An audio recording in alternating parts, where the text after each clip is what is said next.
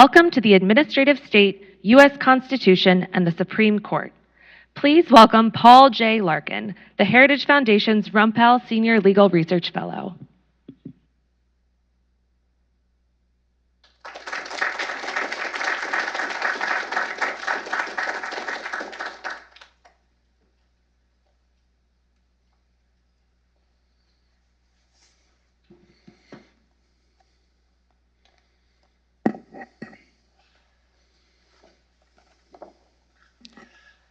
Let me thank you all for coming at the, at the very outset of today's event. You have a great many options to select from in how you spend your day. And we here at Heritage and our panelists, and myself included, appreciate your willingness to spend part of your day here to learn about this important topic. The question of the relationship between the administrative state, the U.S. Constitution, and the Supreme Court is an important one. And that's because the administrative state is now truly a leviathan that our framers could never have anticipated.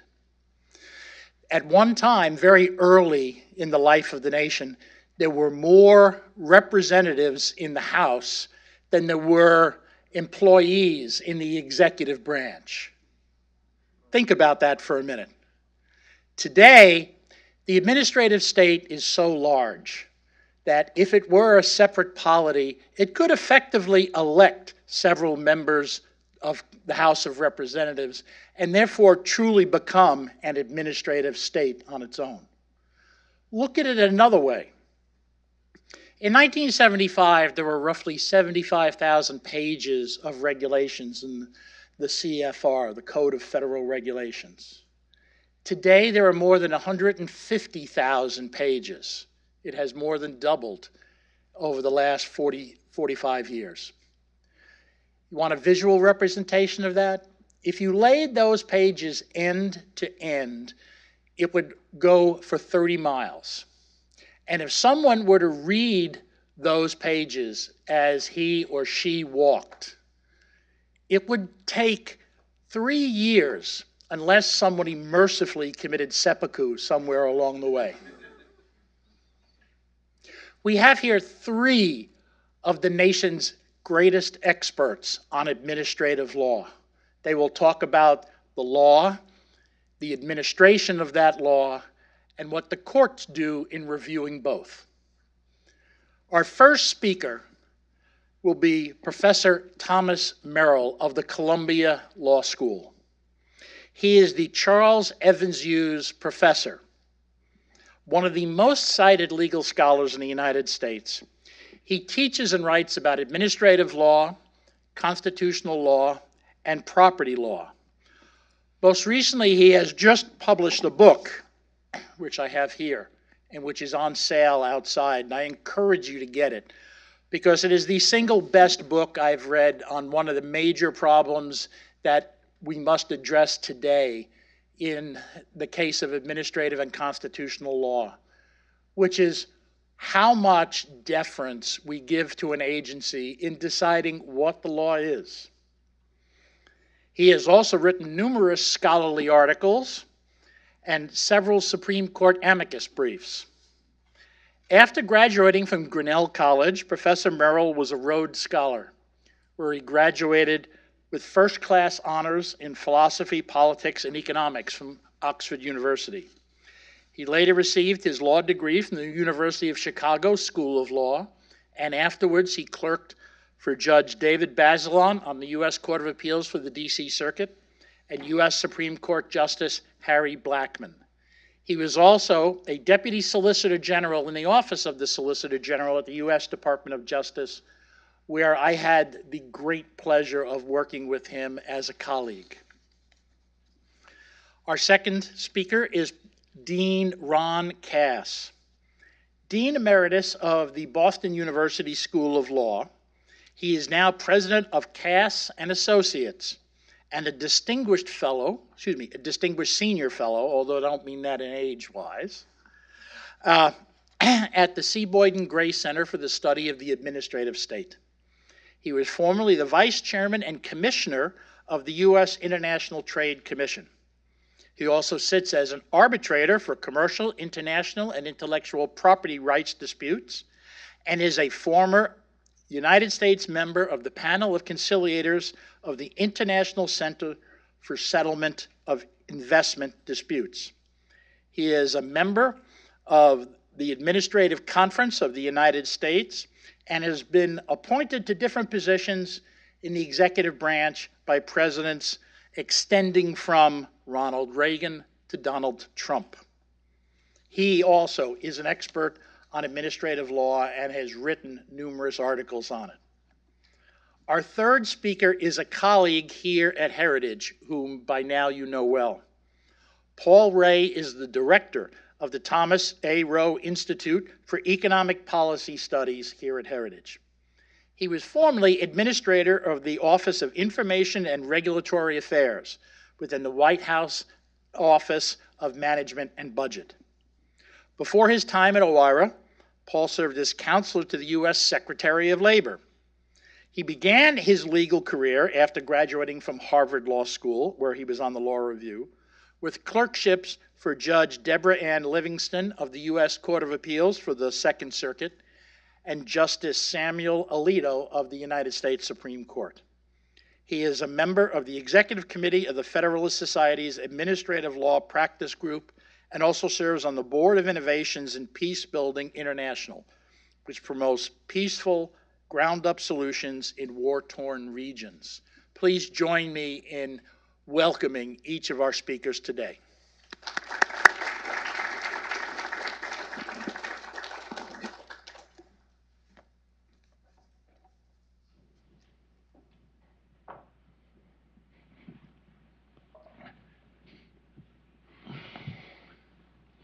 Professor Merrill, All right, I'm tucked. you get to be the leadoff hitter for today. I'm mic'd up.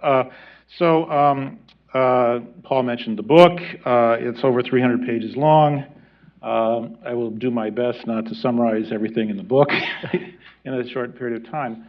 I thought instead, just to make sure sort of the rough outlines of the history are before us, that I would talk about 6 phases or stages of the so-called Chevron Doctrine.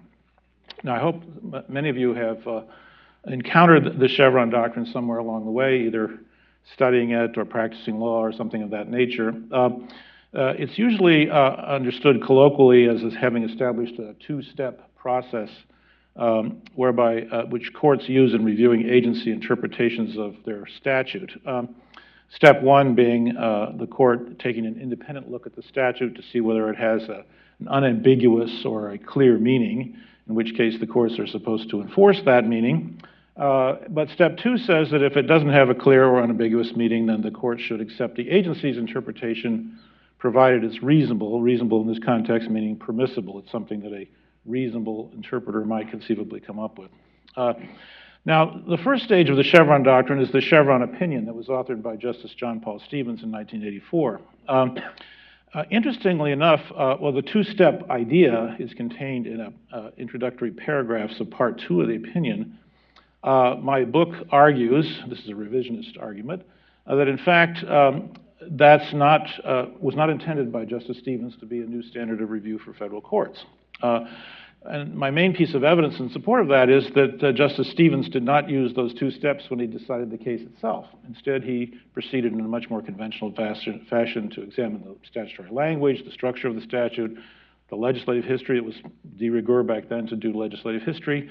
He went through the whole history of the administrative interpretation of stationary sources to see whether or not there had been a sort of consistent or inconsistent agency approach. And finally, he discussed the arguments of the environmental groups in opposition to the so-called bubble concept, which said that that the agency could treat the entire plant, an industrial plant, as a source. Stevens, I think, proceeded fairly conventionally. He had this sort of snappy 2-paragraph introduction. I conjecture in the book that Stevens actually wrote the body of the opinion first, a fairly conventional approach. And then he felt it was necessary, because the opinion was so long, to sort of have some kind of arresting introduction. So he came up with this snappy 2-step idea at the beginning of the opinion. But nobody else in the Supreme Court saw any problems with this. There was no correspondence about this. There were no concurrence or dissents.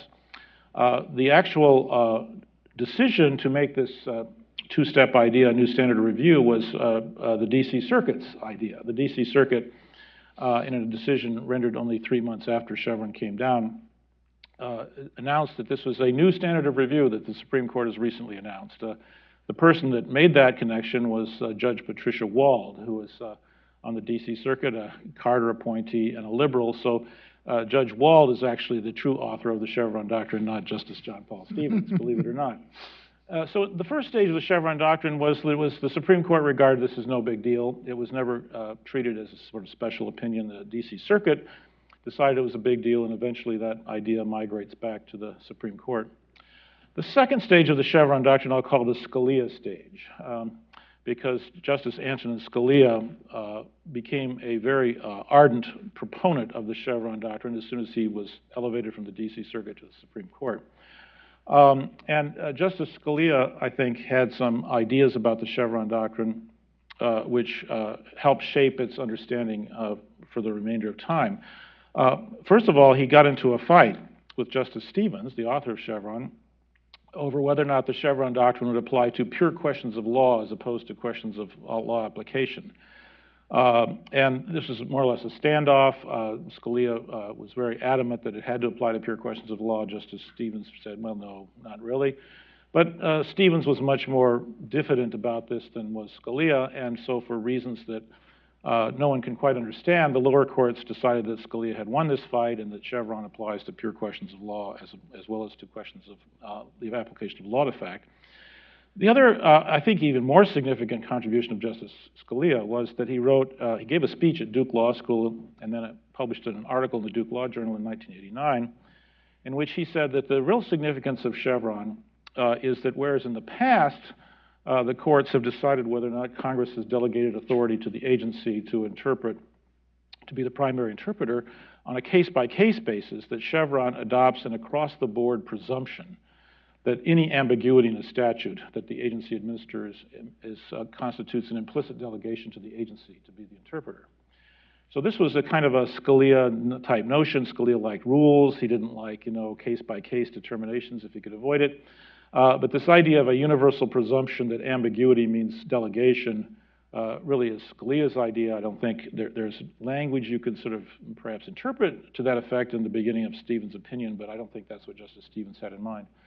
The third important notion that comes out of the Duke speech from Justice Scalia is that the Chevron Doctrine is now the exclusive basis for federal courts to review agency action questions of law. That all previous doctrines, the long-standing and consistent interpretation doctrine, the contemporaneous interpretation doctrine, other doctrines like Skidmore, although at this point in time he wasn't attacking Skidmore, but he felt consistently that all of these other doctrines had been displaced by Chevron. Interestingly enough, Scalia did not get many opinion writing assignments to use the Chevron Doctrine during his time on the court. He did get one assignment in 1996 in a banking case that no one else cared much about, called Smiley versus Citicorp, South Dakota. And in the course of this opinion, he slipped in a sentence that said, well, of course, delegation under Chevron exists whenever there's an ambiguity in the statute that the agency has to interpret. So this idea that any ambiguity is a delegation, which Scalia's idea then enters into the U.S. reports and is subsequently repeated by other justices. So this is the sort of Scalia era, I guess I'd say. The third phase of Chevron is what I would call the step zero phase. And this, of course, step zero is something that was more or less announced in the case called United States versus Mead Corporation in 2001. How did this come about? Well, the Supreme Court, in its inimitable fashion, ended up endorsing two deference doctrines, the Chevron Doctrine, which was a sort of strong deference doctrine, and the Skidmore Doctrine, which was a very weak deference doctrine. Basically, I would call it respectful consideration type doctrine. But the court was not ready to declare victory for Chevron, as Scalia argued, and get rid of all these other doctrines. It sort of wanted to stick to at least having two doctrines. So the court had to come up with some way of deciding when Chevron applies and when Skidmore applies. And so they basically decided that there had to be a preliminary inquiry before you could apply the Chevron Doctrine to ask whether or not the agency had been delegated the authority to act with the force of law and had rendered its interpretation in the exercise of that authority. And if the answers to those questions were yes, then the Chevron Doctrine would apply. If the answers were no, then the Skidmore Doctrine would apply. For whatever reasons, Chief Justice Rehnquist assigned Justice David Souter to author this opinion in the Mead case. Souter was anxious to try to get as many justices to join as possible because he anticipated a scathing dissent from Justice Scalia, and he succeeded. It was an 8-to-1 decision, but in order to get the 8 to join, Justice Souter had to adopt a lot of qualifications and little sort of exceptions and so forth in order particularly to get Justice Breyer to join his opinion, and so the lower courts were utterly flummoxed by what this force of law thing meant, what this new step 0 constitutes. And so now we had, instead of 2-step doctrine, we had a 3-step doctrine, 0, 1, and 2. And I think a lot of the appealing simplicity of the Chevron doctrine was sort of lost with this Mead approach. Scalia's dissent was borderline hysterical, and he could see that this was a rejection of many of these ideas that he'd been propounding, usually in dissenting and concurring opinions during his time up to that point on the court. The fourth stage of Chevron, I will call the City of Arlington stage. So time marches on, and in 2013, the Supreme Court finally decided that it had to resolve this issue, which had been unresolved for many years, as to whether Chevron applies to administrative agencies' determination of their own jurisdiction. And Justice Scalia, very early on in his tenure in the court, had written a separate opinion saying, of course, Chevron applies because Chevron applies to everything that the agency decides. And there's no principal distinction between agency jurisdiction and agency action outside its jurisdiction, within its jurisdiction, and so forth. So this Scalia, I think, assigned this case to himself. He was the senior associate justice by 2013, and he got 5 votes. So he wrote a decision in the City of Arlington that resolved the question by saying that, of course, agencies, we apply Chevron to agency decisions about the scope of their authority, as well as decisions that are clearly within their authority. He had a second aspect of the decision, which is not noted as frequently, but I think was almost equally important, which was that he significantly cut back on the Mead Step 0 inquiry by saying that in order to satisfy Mead at Step 0, all you need is to find some general delegation to the agency to act with the force of law through rulemaking or adjudication. You don't have to show that the particular controversy in question is governed by such a delegation of authority. Chief Justice Roberts dissented from both of these propositions in a very, I think, strong dissent. Roberts pointed out that this was that there were serious separation of powers questions here. That agencies have only the authority that's given them by Congress, and if agencies can interpret ambiguities about what Congress has given them, then essentially we've handed over a very large amount of power to the administrative state without Congress's clearly endorsing that. City of Arlington, though, I think is the high point of the Chevron Doctrine 2013. Stage 5. Stage 5, rather mysterious. The conservative judges on the court, justices on the court, and the many conservative commentators suddenly decide that Chevron is a bad idea. Now, exactly what causes this is a little unclear. Obviously, Justice Scalia dies in early 2016, so the main champion of Chevron is gone. Justice Thomas, even before Scalia's demise, wrote an opinion in which he announced that, well, maybe this Chevron doctrine is unconstitutional, which was quite a remarkable turnabout since he'd been a very ardent proponent of Chevron up to that point in time. I think the Federalist Society types suddenly began to worry about Chevron giving too much power to the administrative state. In any event, Congress, in the early years of the Trump administration, when the House was controlled by Republicans, twice passed a statute called the Separation of Powers Restoration Act to overturn the Chevron doctrine. The Senate was too busy to go along.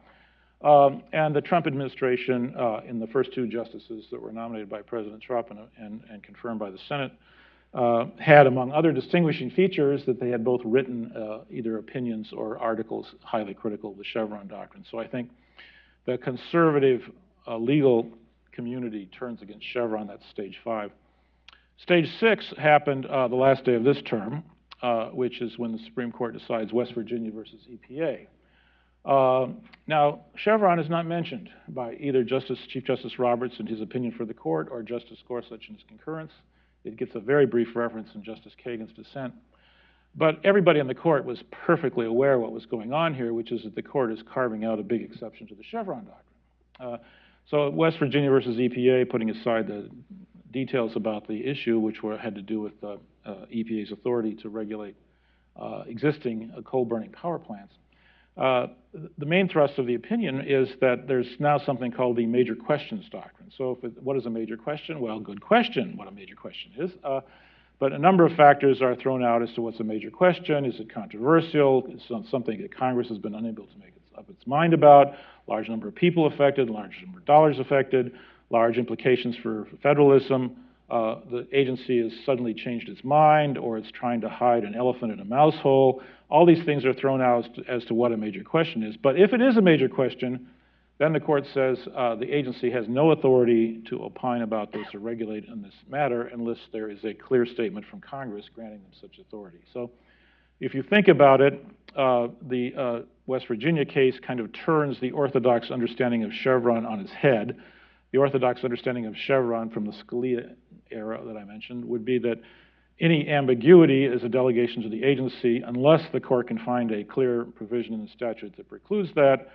Now we're told that if it's a major question, the agency has no inherent authority unless the court can find a clear statement from Congress authorizing the agency to regulate in that particular matter. So we've kind of come full course from where we started out with the Chevron Doctrine.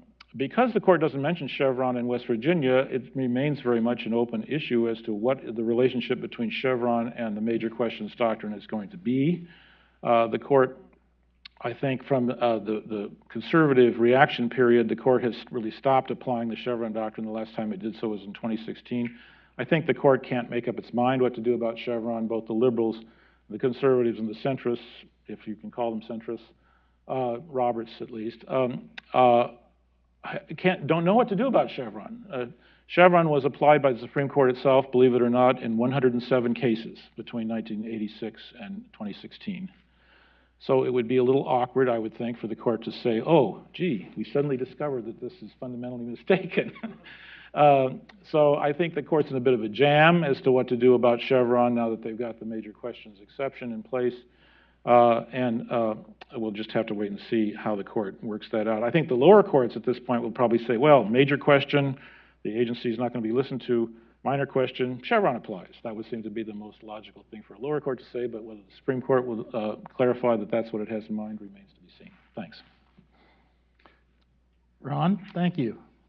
Well, I'm happy to follow Tom, who has written what is a very thoughtful, interesting, subtle book with a lot of detail in it. And for those of you who have not yet purchased your copy and read it, we'll split the fee later on the royalty for this. I urge you to do that. I do have to start with one small anecdote. I have a friend who's a judge in southwestern Virginia in a small town there. And one weekend he was out driving. It was a lovely day. And coming toward him was a small red convertible. A woman was driving it. And as she got toward where the judge was driving his car, she leaned out the window and yelled, "Pig, pig." And my friend was trying to figure out whether he had sentenced a relative of hers to jail, whether he had done something in a divorce or other case involving her. And just then he rounded the corner and hit the pig. There is ambiguity in lots of things in life and difficulty in trying to figure out what the directions are. When we talk about government, the Constitution is pretty clear. The big worry it has is how laws get made, who makes them, how they're made, and what they do.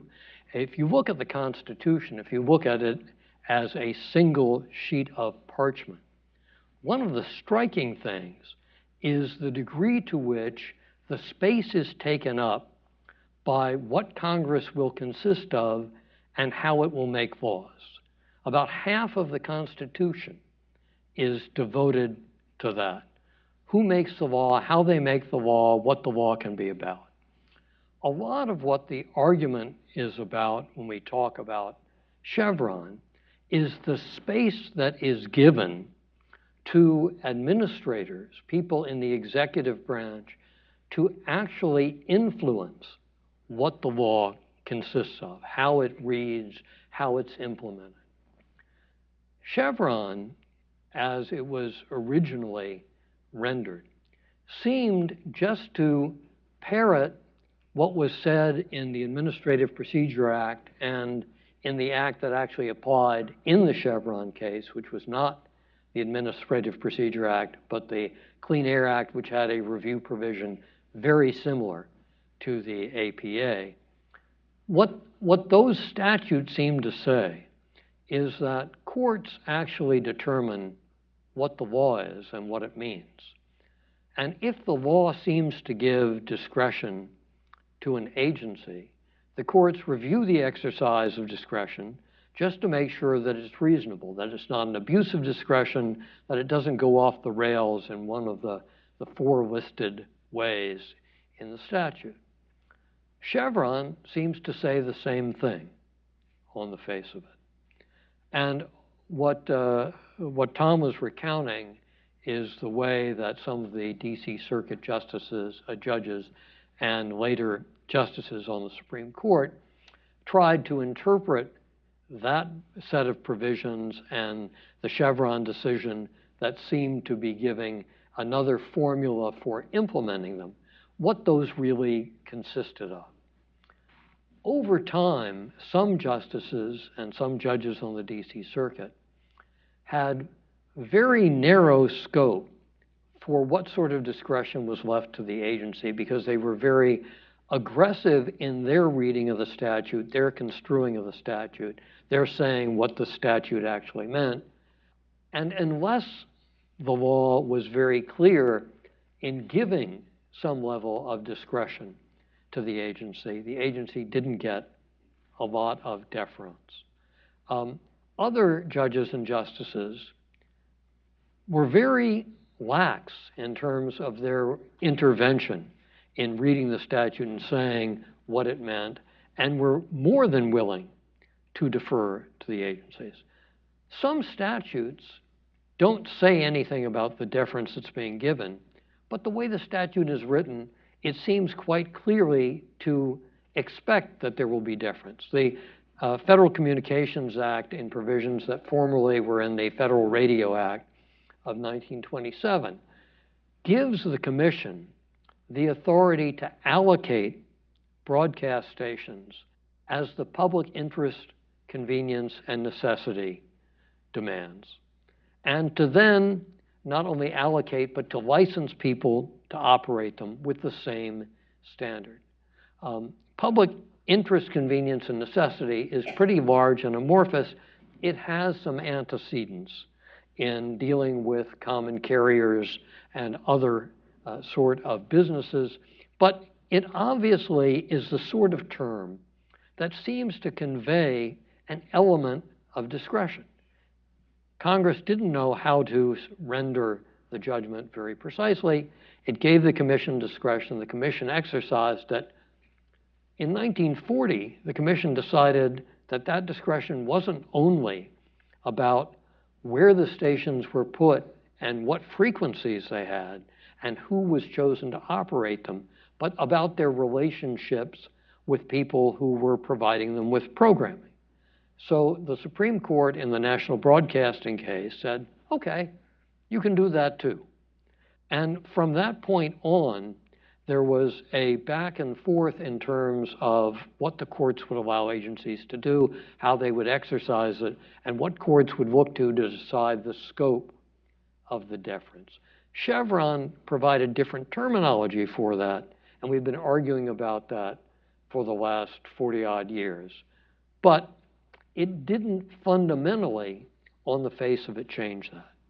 Justice Scalia, who is a little bit the whipping boy in Tom's book, was very concerned about the scope of discretion given not just to agencies, but to judges. And he wanted to find ways of trying to constrain both. His version of Chevron changed over time. He became more and more willing to read statutes very tightly and to give agencies very precise guidance on what was in the statute, and very reluctant to give a lot of room to agencies over time to exercise discretion, except as necessary to do a task that it seemed that Congress had intended, even if only by implication, to give the agencies discretion over. I think what we will see going forward, and the major questions doctrine is one that goes back to the mid-1990s in a case called the Whitman case, which is where the FDA, having denied for decades that it had the authority to regulate tobacco, which when the FDA was given its charter was not only not regulated by Congress, and no one thought would be regulated by Congress, but was actually being subsidized by Congress. When the FDA 50 years down the road says, oh, we had that authority all along, the Supreme Court said, that's a big deal. That's the sort of thing that if you were going to see Congress doing it, they would have done explicitly. We're not going to read the law that way. That makes some sense to me, and I think what the recent case, the West Virginia case, did makes the same sort of sense. I think we will see that a lot, although we will have to work out over time just what the scope of that doctrine will be. In the end, I think there are times when you round the corner and hit the pig. We do have to be aware of ambiguity, and courts have to be clear as to when the ambiguity is to be resolved by the agency. Thank you, Dean. Paul, you're at bat. All right. Well, first of all, I want to thank you, Paul, for pulling this panel together, and Tom, Ron, thank you for coming. Welcome to Heritage. I learned so much from the book, as I have from your scholarship over the years, so thank you for that. I thought your account of the rise of the Chevron Doctrine was compelling, and your discussion of justifications for it also very interesting. And you were preaching to the choir a bit when you pointed out some of its defects, and so I agree with you there too. What I'd like to do is drill down a little bit on some of the justifications that are advanced for sort of the core concern driving Chevron. Tom, the way you describe this core concern is that the agency, rather than the reviewing court, is the preferred institution for filling in the space that Congress has left for future interpretation in the statute under which the agency operates. So, in other words, that there's some range of decisions about the meaning of the statute that are best decided by the agency rather than the courts. And I want to basically put in play a couple of questions around that argument. Courts over the decades have offered two reasons for the proposition I just recited. The first is that agencies are more politically accountable than courts, and the second is that agencies have greater expertise in their statutory programs than the courts do. And I'd like to put in play questions about both of these reasons. So the first thing to note is that it is true that agencies are more politically accountable than courts with respect to rulemaking. Today, after several decades of growth of presidential power within the executive with respect to agency rulemaking, we can say that the president enjoys very strong control over the rulemaking process, at least where non-independent agencies are concerned. Now, he exercises that control at the front end and at the back end of the regulatory process. At the front end through the White House policy apparatus, so think of entities like the Domestic Policy Council, the National Economic Council, help the president and his political team in the West Wing formulate policy directives that take the form of executive orders and less formal presidential pronouncements that initiate rulemakings among the agencies. And the president also exercises control through the OIRA process. As many of you in this room know, OIRA reviews all of the most important regulations from the non-independent agencies, and they will have the ability to veto a regulation that is not in compliance with the president's policy direction. So the president has a great deal of control over the regulatory process at the non-independent agencies. And so what that means is that the regulatory process is indeed politically accountable. And for the founders, that would have been obviously a great desideratum, but only half the question. For the founders, democratic accountability was necessary, but also raised dangers. And namely that you would have majority tyranny, that democratic accountability would lead to the ability of the Democratic majority to form a faction to basically enrich itself at the expense of the minority. And so this possibility of tyranny of the majority was one of the founders' greatest concerns, and they addressed it through the structure they gave to the legislative process. So as Madison wrote in the famous Federalist 10, Americans pursue a staggeringly diverse array of interests, economic, social, geographic, and political. The requirement that federal legislation pass a majority of the House and Senate means that it must garner a majority of Americans pursuing a wide variety of interests. Few measures of public policy can do that, mostly just those that advance the interests that all of us share as Americans. And so the legislative process is designed to foster those sorts of measures rather than those that benefit some Americans at the expense of others.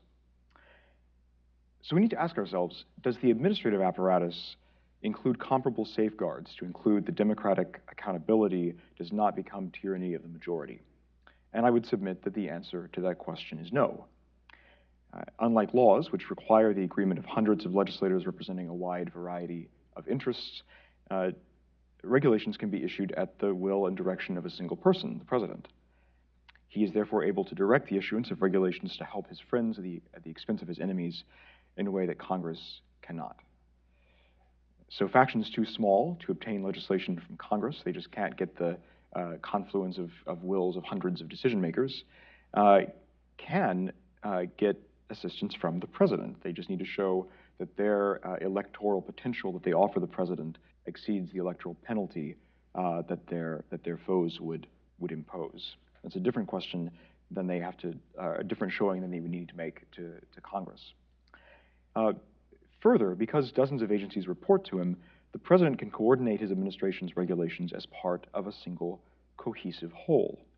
They're precisely the sort of complex, all-inclusive package that Congress, because it must secure the assent of hundreds of independent lawmakers, has a great deal of difficulty in bringing together. So the president has much greater ability than Congress to assemble a suite of factious measures commanding majority support at the expense of the minority. So if this is true, we see that unlike the legislative process, the regulatory apparatus enables the creation of a majority faction. The Chevron Doctrine facilitates that outcome because it gives the president more leeway to interpret statutes and therefore greater room for maneuver in devising measures to garner majority support at minority expense. Now, all this doesn't call into question the desirability of democratic accountability or dispute that allowing agencies to interpret ambiguous statutes promotes that accountability. My point, rather, is to show that evaluating Chevron just in terms of accountability leaves us only half the picture. We also need to think very carefully about the way the doctrine enables the creation of majority factions.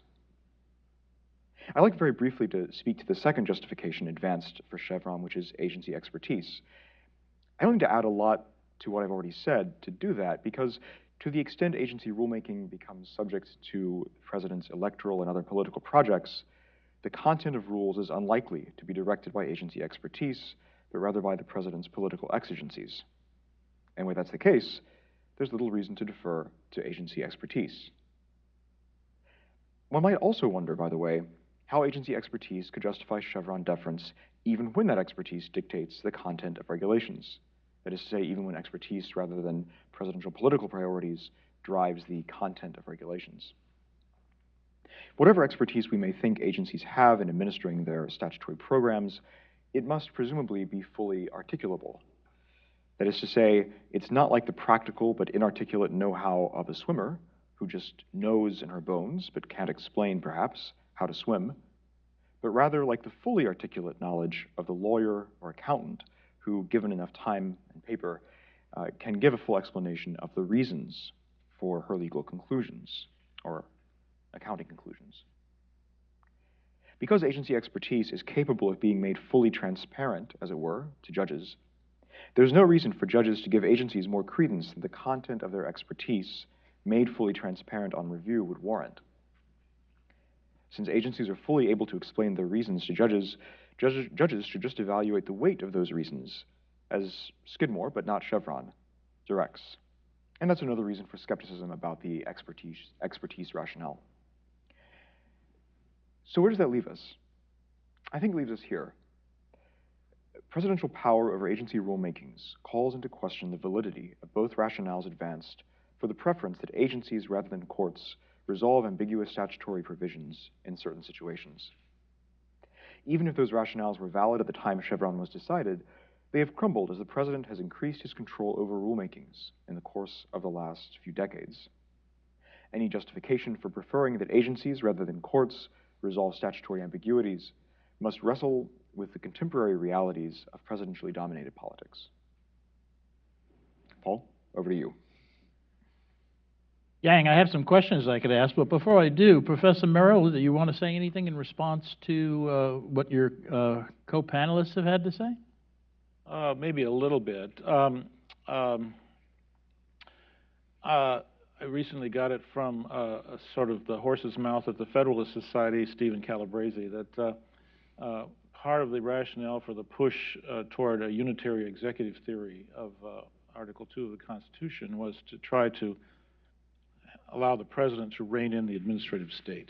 The administrative state was seen as being highly politicized and with a leftish sort of orientation, and that the president was going to be able to pull this in a little bit. I agree with Paul Ray that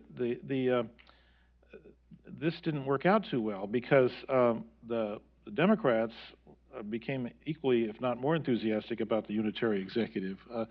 Elena Kagan, when she was a professor at Harvard before she became dean and ultimately a justice, wrote an article called Presidential Administration, which praised to the skies the idea of a strong president who has basically orchestrates the administrative process in order to achieve a coherent policy program. President Clinton was the one she was thinking of.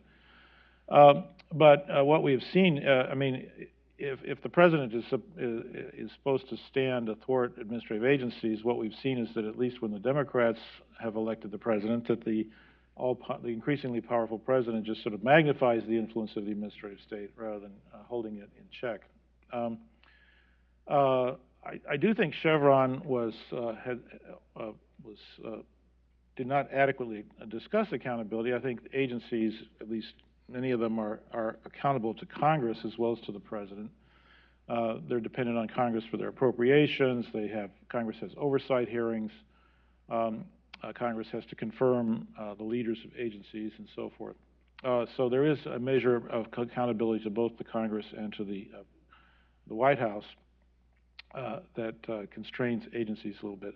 I view this entirely as a question of the second best. The first best, obviously, in terms of accountability, is to have Congress decide these issues, the larger issues of policy. And Congress represents all of the country. It represents various factions, not just the faction that happens to be in control of the White House.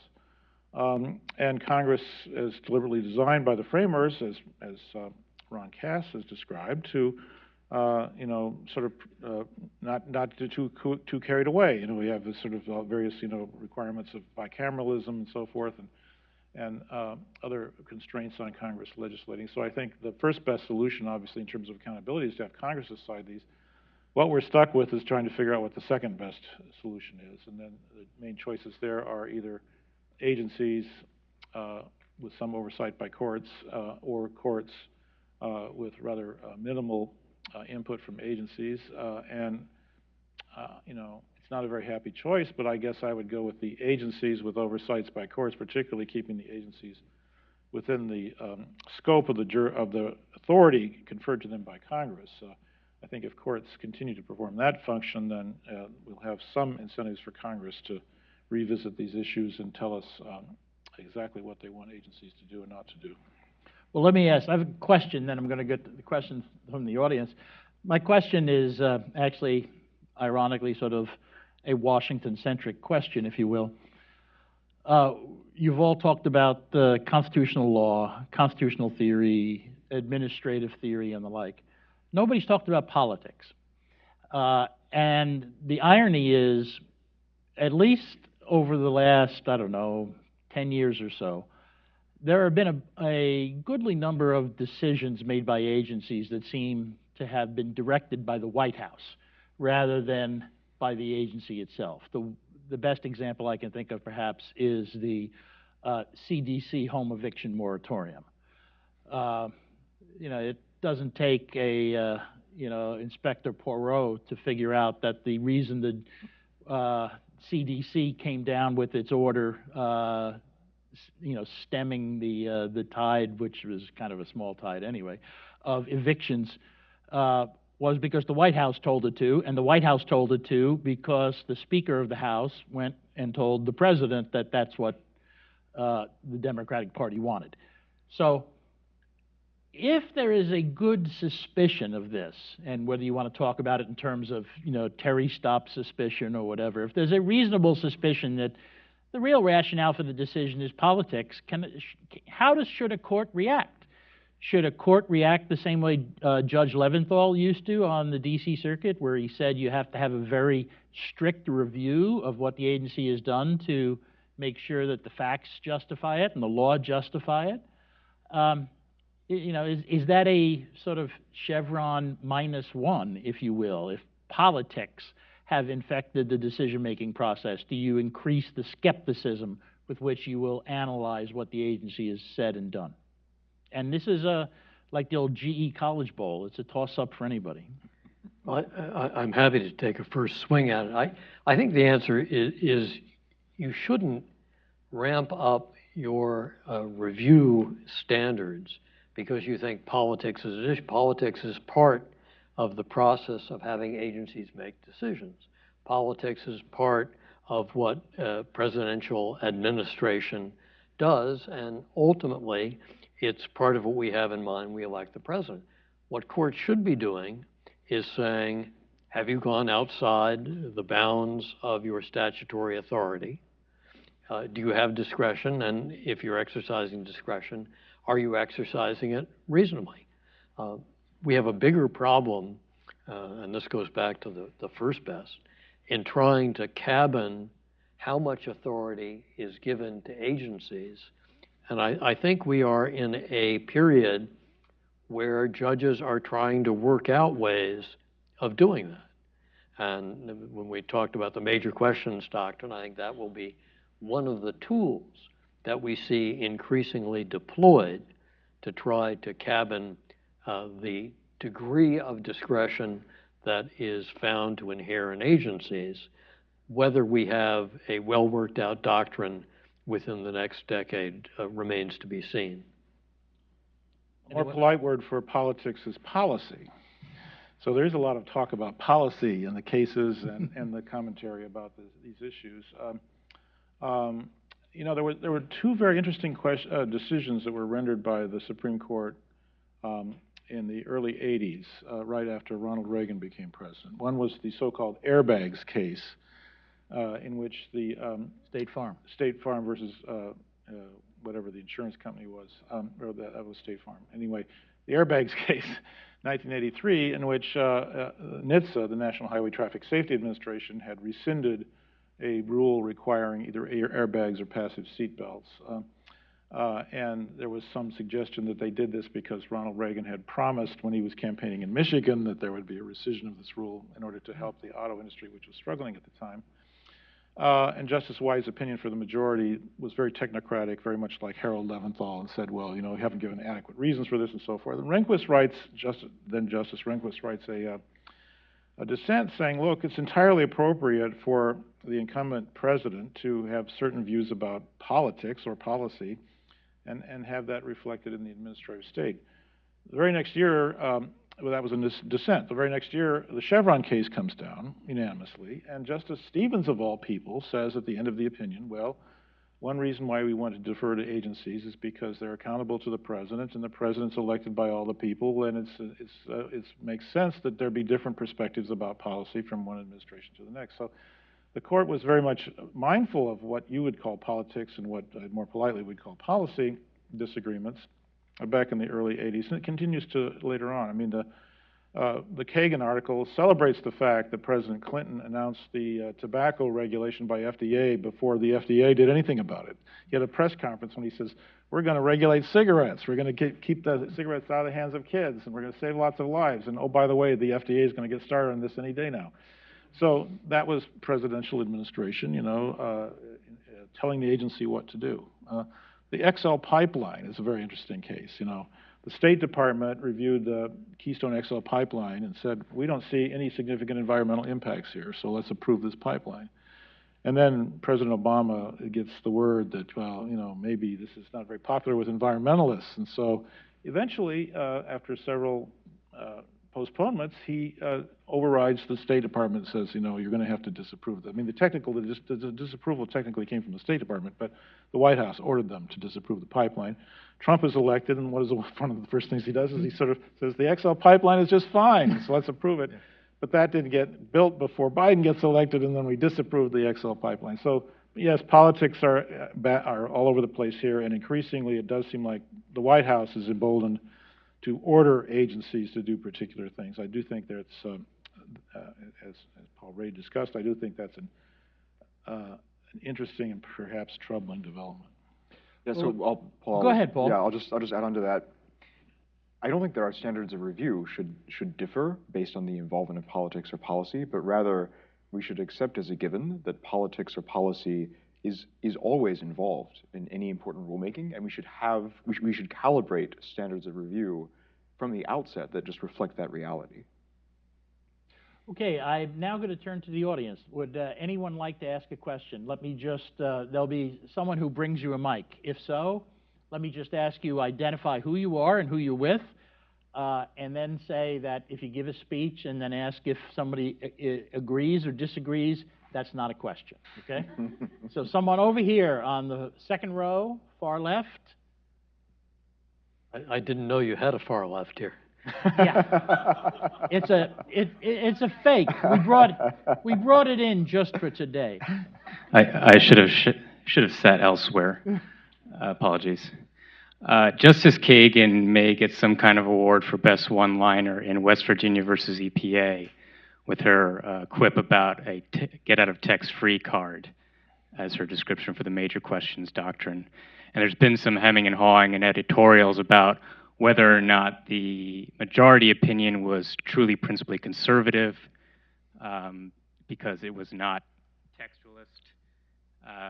She said that they are being results-oriented when looking at administrative cases. Do you think this is a fair criticism and one that we ought to take seriously, or are there other considerations that Justice Kagan is leaving out of frame? I'll respond to that. By the way, I'm going to have a series of blogs on the Volokh conspiracy coming out probably next week, which addresses West Virginia in more detail. But I think that it's a fair criticism. I think the antecedents to the majors questions doctrine, cases like the tobacco case, cases like MCI versus AT&T back in the 1990s, cases like the utility regulatory group decision by the Supreme Court, these were all cases in which the court engaged in sort of rigorous and close statutory interpretation. And then toward the end or along the way, in the course of its statutory interpretation, it said, and oh, by the way, we'd be rather surprised if Congress really anticipated the agency would do this because it's such a departure from what the agency's done historically or something like that. One of the problems with the West Virginia case is that the main discussion, both in the Supreme Court and the D.C. Circuit, were focused on something called the Clean Power Plan that the Obama administration promulgated in 2015. Well, guess what? The Supreme Court stayed that in 2016, and the Trump administration repealed it in 2019. So the Clean Power Plan was not before the court. It was very hard to engage in a textual interpretation of something that's not before you. Now, the other thing that was not before the court is whatever the Biden administration is going to do in the future. Now, it doesn't take a rocket scientist to figure out that the Biden administration would want to do something like the Clean Power Plan, but they hadn't done anything yet.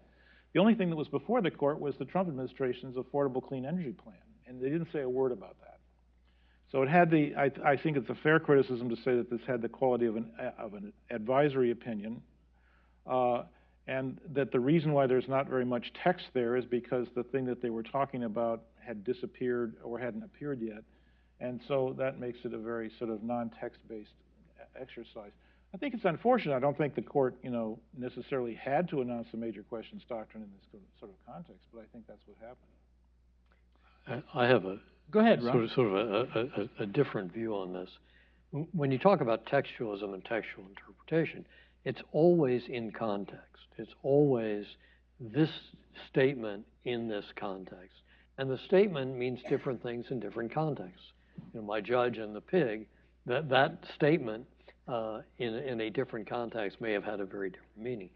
When the court is reading the text of the law and saying how much leeway does this give to EPA to do what sort of regulation, it's not simply reading the words of the statute without the context of what it was that EPA was given to do, how this fits with other things, like with the case dealing with the tailoring rule.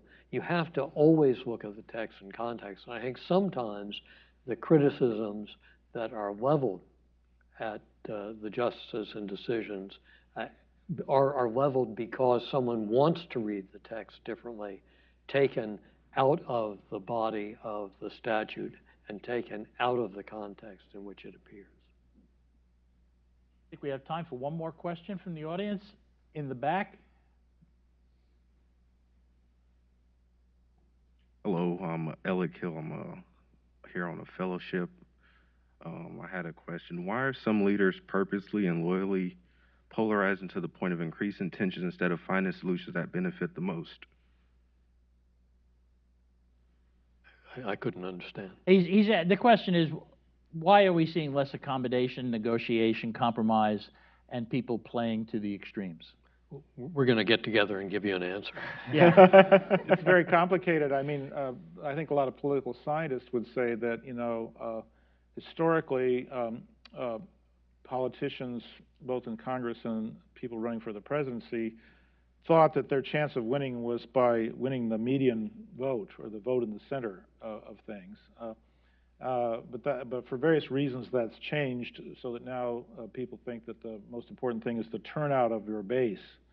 And so that means that both people on the right and people on the left have to pay a particularly close attention to energizing the base to show up and vote, as opposed to trying to win over the median voter. That's one pop explanation for why we've gotten into this mess that we're in. Another one would be to say that polarization is assisted by the growing power of the administrative apparatus, right?